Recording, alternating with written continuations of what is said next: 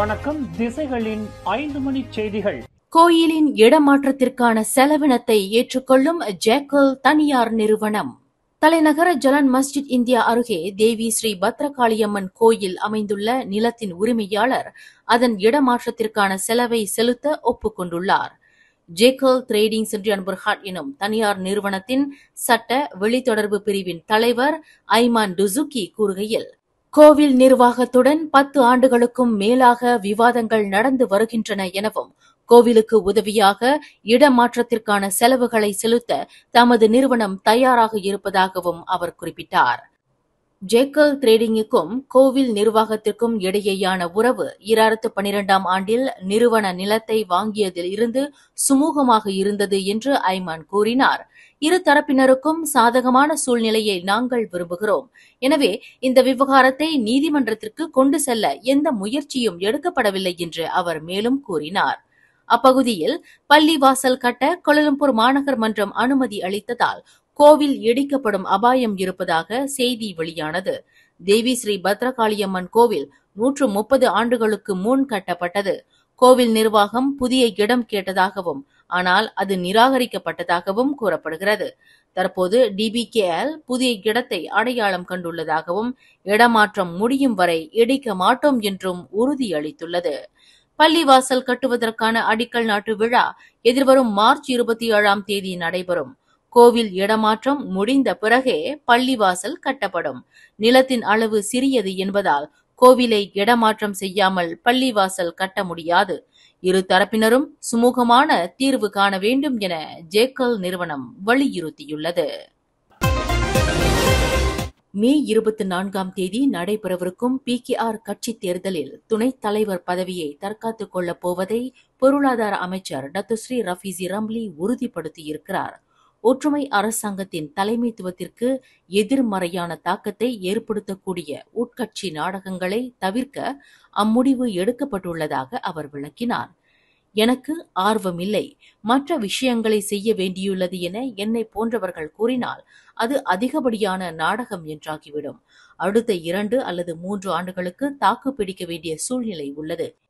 எனவே நிலைமை சாதகமாக இருக்கிறதோ இல்லையோ பதவியை தற்காத்துக் கொள்ளப் போவதாகவும் போட்டியில் களமிறங்கப் போவதாகவும் ரஃபீசி குறிப்பிட்டார்.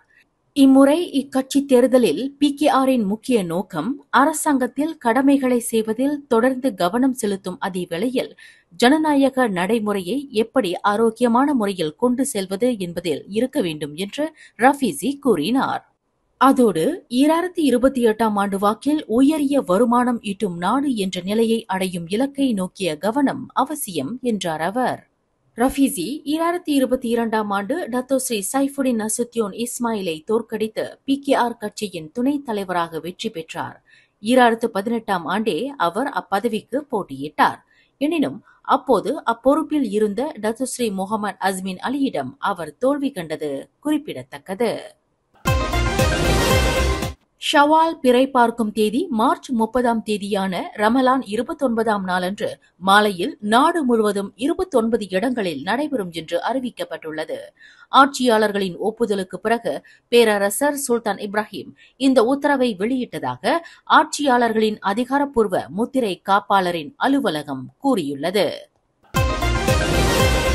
அரசாங்க உதவித்தொகை பெற்ற சமையல் எண்ணெய் விற்பனையை ஒழுங்குபடுத்த சமையல் எண்ணெய் விலை கட்டுப்பாட்டு திட்டம் இந்த ஆண்டு சோதனை முறையில் தொடங்கப்படும்.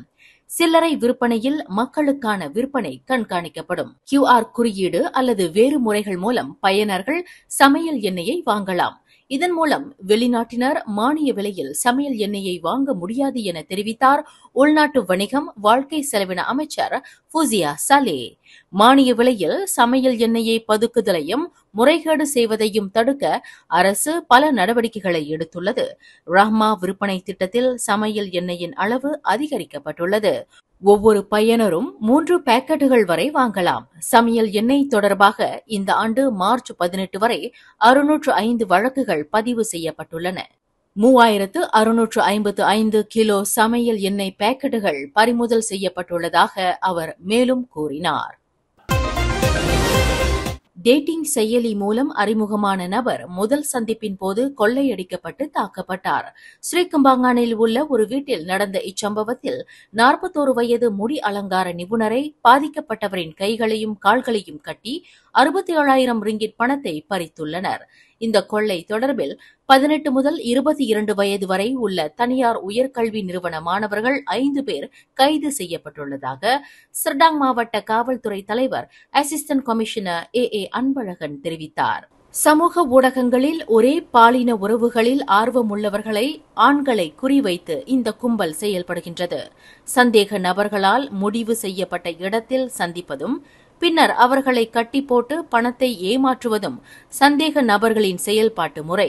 எனவே இதுபோன்ற பாதிக்கப்பட்டவர்கள் முன்வந்து காவல்துறையை தொடர்பு கொண்டு தகவல் அளிக்குமாறு அன்பழகன் கேட்டுக் கொண்டுள்ளார்.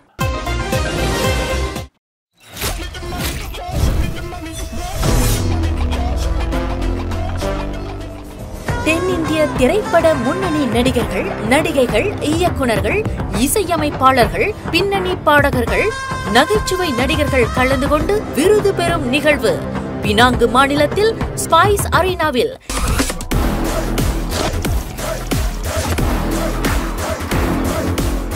ஏப்ரல் 5ஆம் தேதி சனிக்கிழமை மாலை 5 மணிக்கு 17ஆம் ஆண்டு எடிசன் தமிழ் திரை விருதுகள் நடைபெறவுள்ளது. அந்நிகழ்வில் பார்வையாளர்களாக கலந்து கொண்டு நிகழ்ச்சியை கண்டுகளிக்க இன்றே முன்பதிவு செய்வீர். myticket.asia.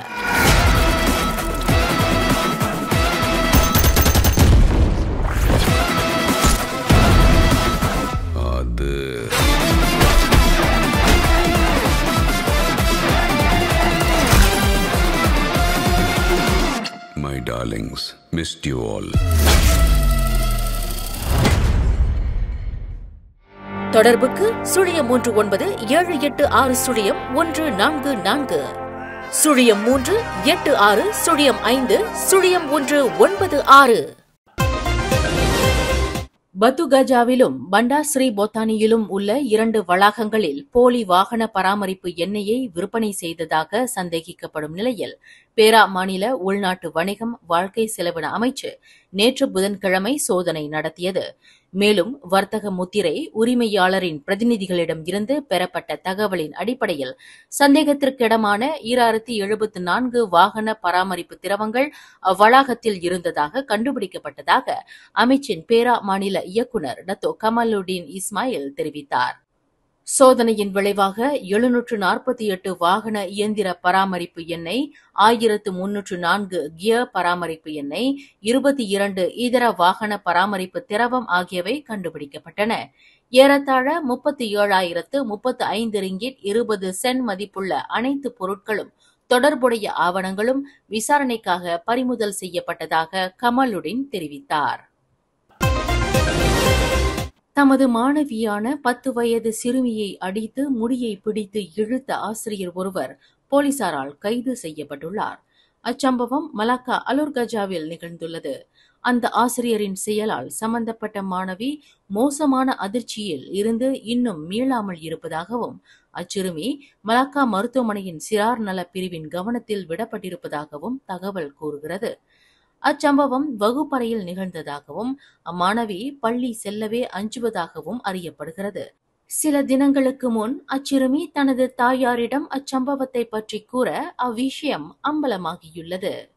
மேலும் செய்திகளை தெரிந்து கொள்ள கீழே இருக்கும் பெல் பட்டனை அழுத்துங்கள். உங்கள் மகிழ்ச்சியை வெளிப்படுத்த லைக் மற்றும் ஷேர் செய்யுங்கள். தொடர்ந்து திசைகளோடு இணைந்திருக்க சப்ஸ்கிரைப் செய்யுங்கள்.